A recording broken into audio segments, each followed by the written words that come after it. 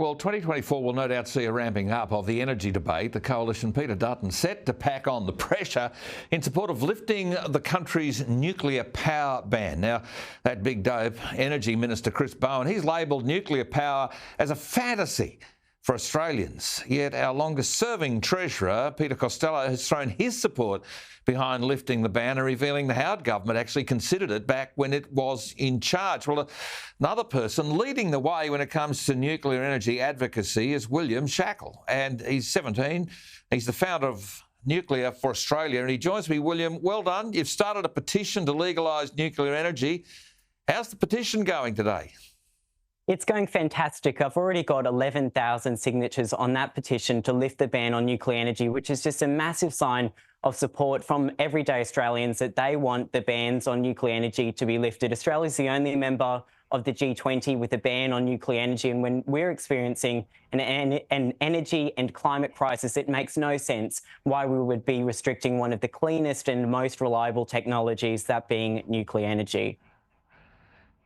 No, well done to you. The COP28 summit, you were there a few weeks ago, and it saw a major backing of nuclear energy as a key solution to reach net zero, with more than 20 countries signing a pledge to triple nuclear power by 2050, but Australia wasn't one of them. I mean, that's super embarrassing, isn't it? I really think it is. It was 25 nations from around the world that committed to triple global nuclear energy capacity by 2050, and also call on the World Bank and other financial institutions to support and to fund nuclear reactors. It is incredibly embarrassing, especially when those 25 nations are some of the most advanced economies in the world. And the last thing I'd point out is that this actually has direct implications on Australia.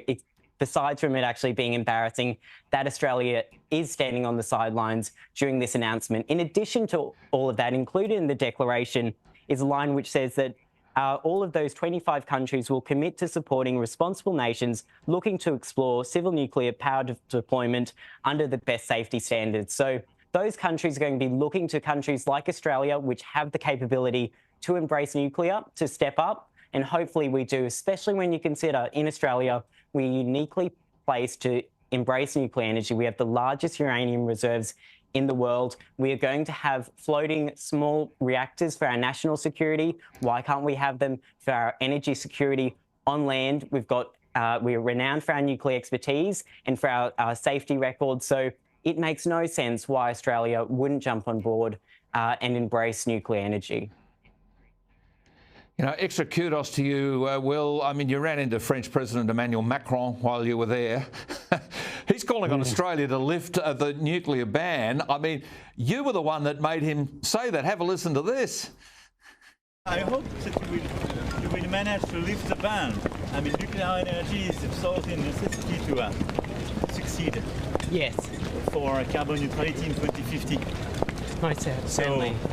I mean, now it's with the control of international to make agency and with the best possible regulation. I think this is a fair and a good decision to relaunch nuclear capacities. I mean, William, that's taking advocacy to a world leader. You changed the news cycle here. So what are you planning for the year ahead? How are you going to make a difference? Well, we've got huge plans. We're going to be launching Nuclear for Australia properly to become the most prominent nuclear campaign in this country, so we can fight organisations that are working against nuclear energy, whether that be Greenpeace, who are absolutely loaded. So we're going to be fighting for nuclear energy, and I encourage all of your viewers to sign our petition at nuclearforaustralia.com/petition to help join in this fight so we can keep the momentum up and take on, build pressure for the government to lift the ban on nuclear energy.